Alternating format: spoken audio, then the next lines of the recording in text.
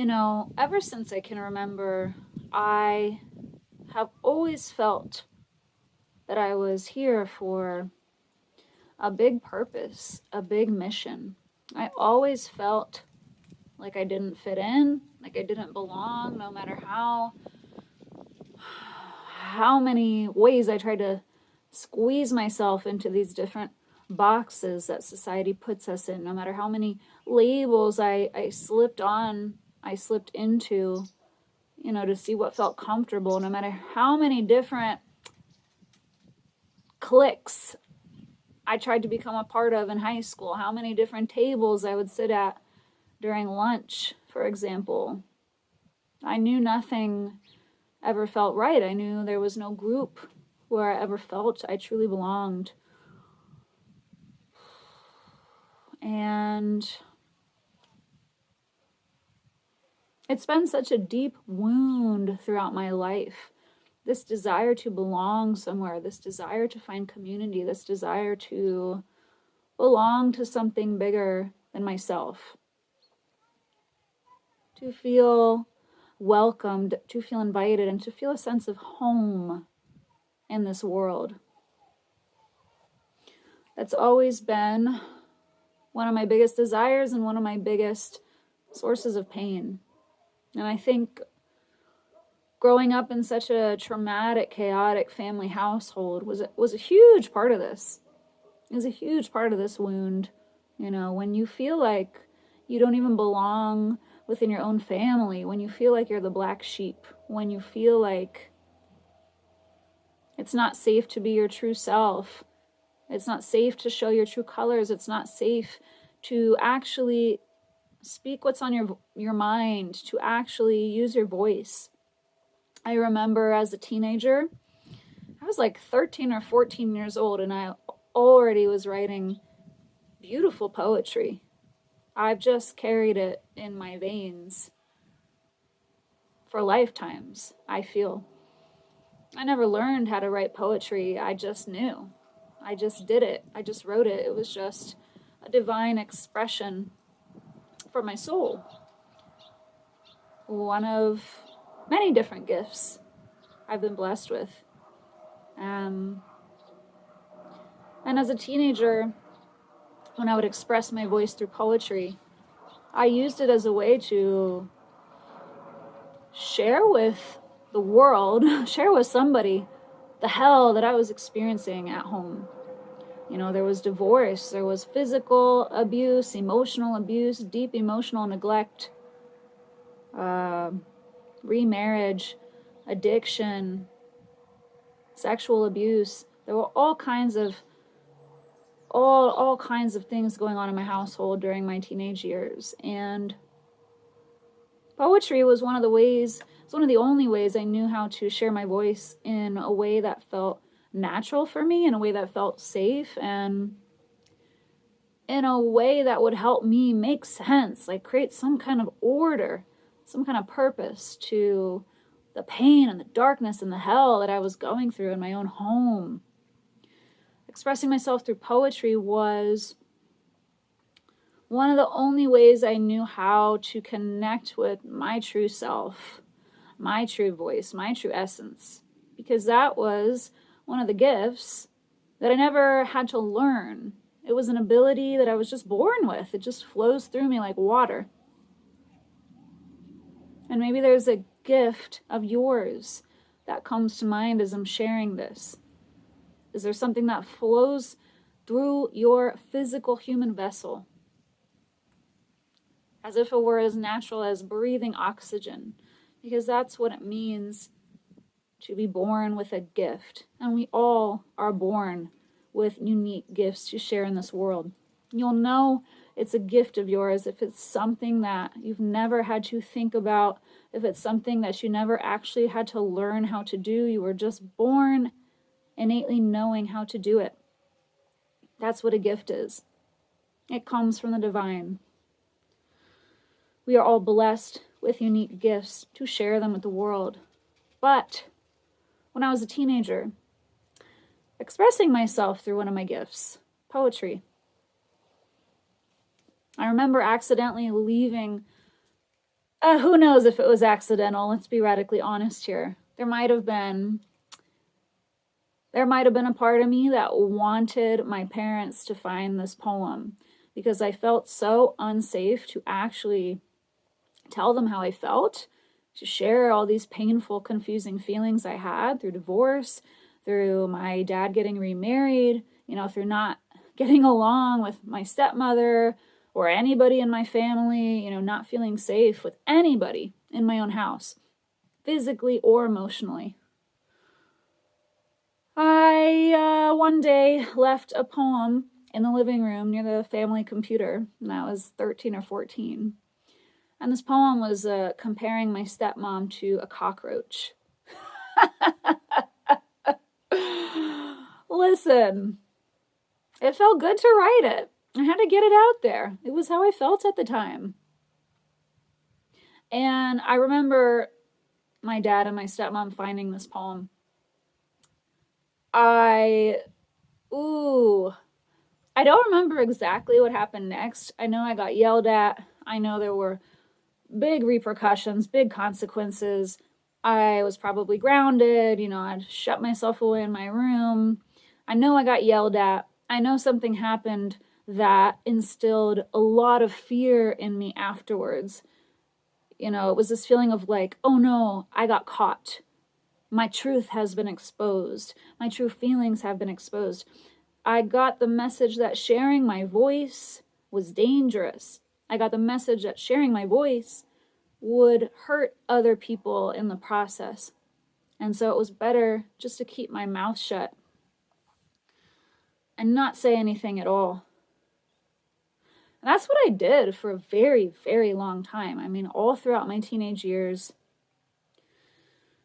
all throughout college, well into my mid to late 20s, I was living under this narrative that it was very dangerous to use my voice and to speak my truth and to share my gifts because they would end up hurting people. They would end up hurting people that I cared about, especially. And so I learned through this process that it was safer, it was best for everybody involved, it was more comfortable for everybody involved just to turn it off, turn it all off, hide the gifts away, lock them up tight, never speak about my feelings, never express myself creatively, never express myself in the ways that felt most natural to me, because that wasn't okay. Because the people who would experience that from me would somehow be threatened. I would somehow get in trouble. So I learned from a young age that it wasn't safe to be my truest, most expressive self. And what a sad, sad way to live. What a sad shell of a life I was living all those years, rooted in this belief, rooted in this deep fear. I closeted my creativity. I closeted my true self. I closeted my true identity, my purpose, my unique expression. I closeted it for decades as a result. And how many of us are walking around still in the closet? How many of us are doing that every single second of the day out of the same fear? Out of the same fear. If I could go back to my younger self, to little Daniela, if I could go back and pull her through that dark tunnel of pain, if I could go back and help her remember who she truly is, this is a message I would share right now. This is a message I would share to anybody out there who feels the deep longing to reconnect with their true selves, who feels a deep pain knowing that they are capable of so much more, knowing that they were born onto this planet with incredible gifts to share with it. but they don't feel safe to do so. I'm showing up here right now to tell you it is safe to share your gifts. You don't have to do it all at once. You can allow your gifts to gently reveal themselves to you. Like the petals of a flower. Let these petals unfold gently, softly, and gracefully, little by little, every single day. Because that's what my spiritual awakening journey has been doing for me. Little by little.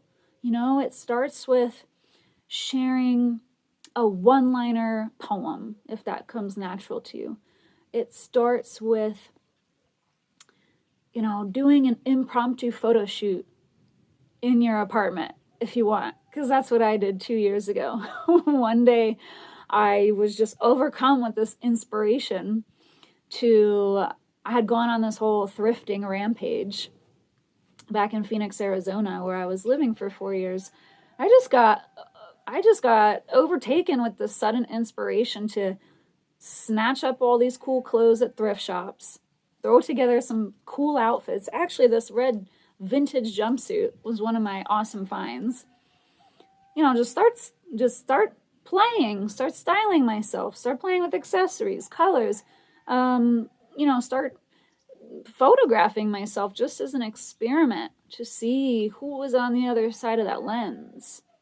That creative experiment, I literally did it in the closet of my studio apartment. My closet, it had this beautiful lighting. It had like these, you know, old, maybe I think from the 80s, these kind of crystal cube windows that made the most incredible lighting right in my closet. So that's what I did. I got a selfie stick. I got a little clicker to take photos so I could just do this in private without the help of anyone. And it was the first time in my life where I could just sit down with myself behind a camera and discover who was the person on the other side of that lens. Who was the person that I saw looking back at me? Who was actually playing?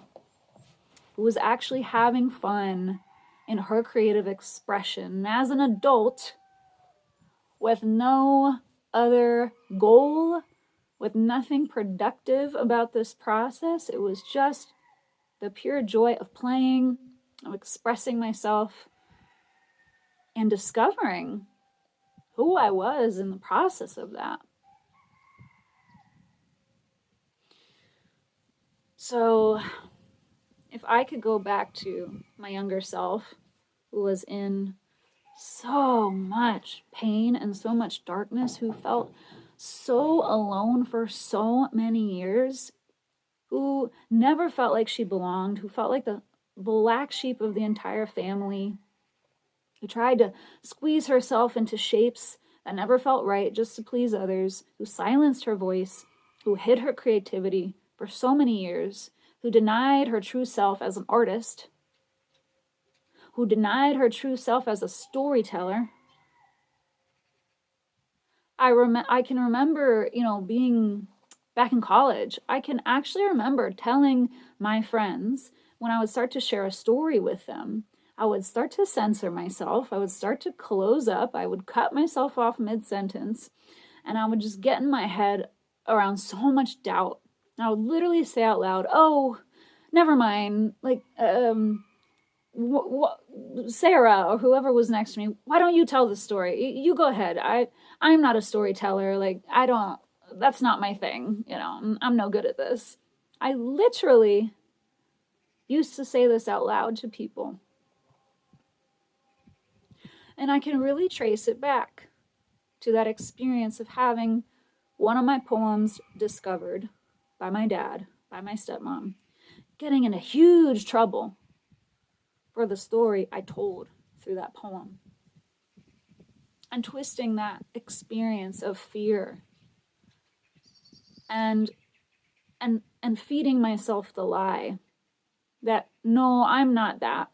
I am not a storyteller. I am not an artist. I am not a poet, because all of those things got me in trouble. All of those things had a negative reaction from the people who most cared about me in my world. My own family, my own friends.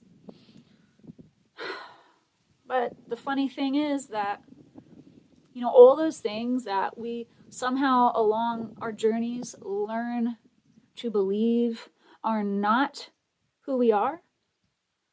All of those things that we start telling ourselves we're not capable of, they're not natural for us.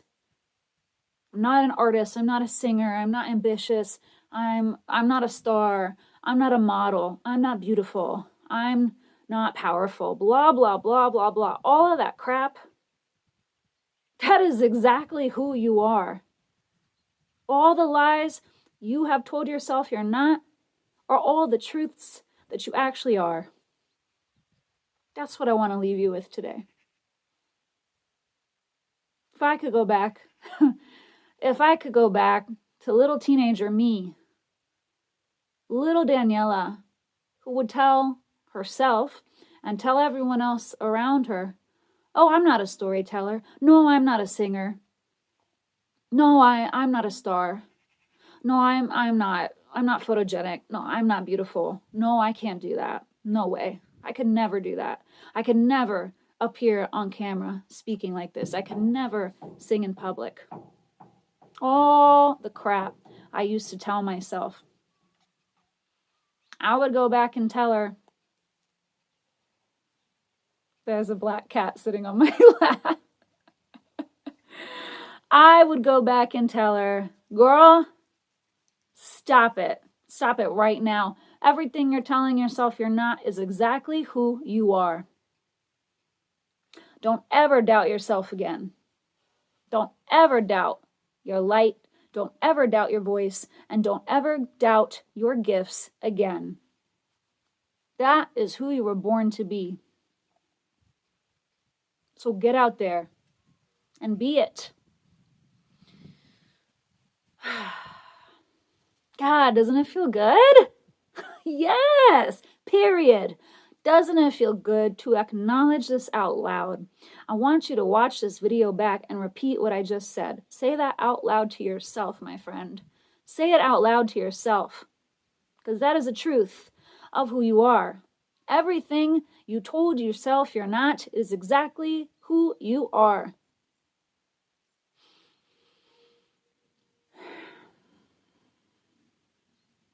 I've got this beautiful black cat sitting in my lap right now. She looks like a Black Panther. And I've always loved the symbol of a Black Panther as a symbol of transformation. Google it. Spiritual meaning of a Black Panther. That is a message. In the middle of this message, this beautiful little black cat in my lap right now, she's trying to tell us. Diving into the depths of your pain, diving into the depths of your shadows is exactly where you will find your power. That is how you transform yourself into who you were born to be. So dive into the pain of everything you told yourself you're not, because that's where you will discover who you truly are. Wow. Sometimes I just amaze myself with these messages. End of transmission. God, that was beautiful. That was powerful. Thank you, Spirit. That was powerful. I really hope that this message resonated with you. I hope that you receive this as an activation into your power, because that's what this is designed to be. Whew, I'm shivering a little bit. It's getting cold, so I'm going to say goodbye.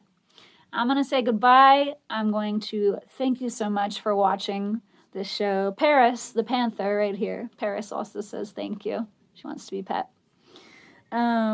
If you like this video, please subscribe if you're new here for more truth transmissions. Let's see if we can show you Paris. Paris, say hi. There she is. Oh, look at this baby.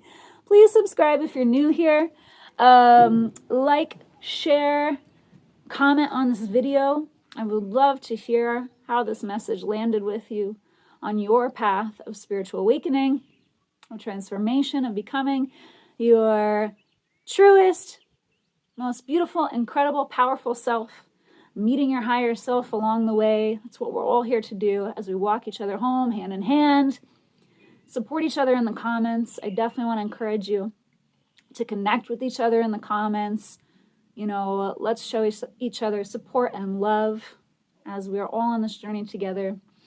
Hop on my newsletter, all the links to what I offer, my services, affiliate links that I highly recommend as my favorite business tools for creators, entrepreneurs. It's all in the links, all in the description below. And thank you for receiving this message today. This was a powerful one. So, sending you lots of love, my friends. And I'll see you in the next video. Bye.